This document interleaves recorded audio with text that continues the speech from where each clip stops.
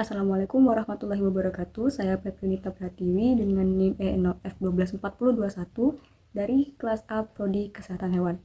Di sini saya akan menjelaskan sistem saraf yang berisikan tentang proses penyampaian impuls, kemudian aksi potensial dan proses depolarisasi dan repolarisasi.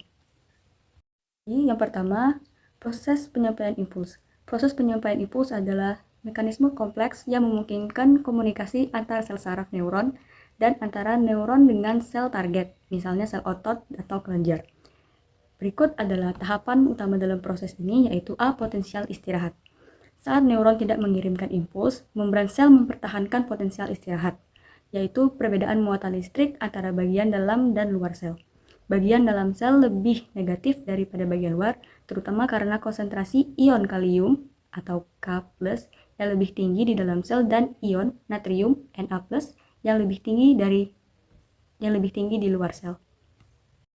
Berikutnya B. Depolarisasi. Fase depolarisasi, jika neuron diberikan rangsangan, saluran Na+ akan terbuka dan ion Na+ masuk ke dalam sel. Hal tersebut menyebabkan perubahan muatan listrik, penurunan gradien listrik, yaitu di bagian luar membran menjadi bermuatan negatif dan di bagian dalam membran menjadi bermuatan positif. Depolarisasi selanjutnya akan terjadi jika saluran tambahan Na+ terbuka, sedangkan saluran K+ tetap tertutup. Hal tersebut menyebabkan keadaan di bagian dalam membran menjadi lebih positif.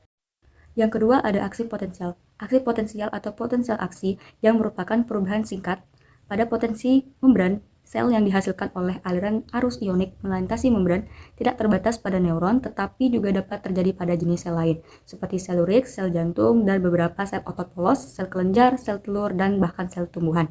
Umumnya, potensial aksi terjadi pada sel-sel yang membrannya mengandung saluran berpagar tegangan dan yang dalam terminologi. Yang terakhir, proses depolarisasi dan repolarisasi. Seperti pada bagian yang pertama, depolarisasi adalah proses ketika potensial membran sel menjadi kurang negatif atau bahkan positif dari potensial istirahatnya. Berikut adalah prosesnya. Ketika neuron menerima rangsangan, saluran ion natrium Na+ yang terdapat pada membran sel akan terbuka. Ion Na+ yang memiliki konsentrasi lebih tinggi di luar sel akan mengalir masuk ke dalam sel.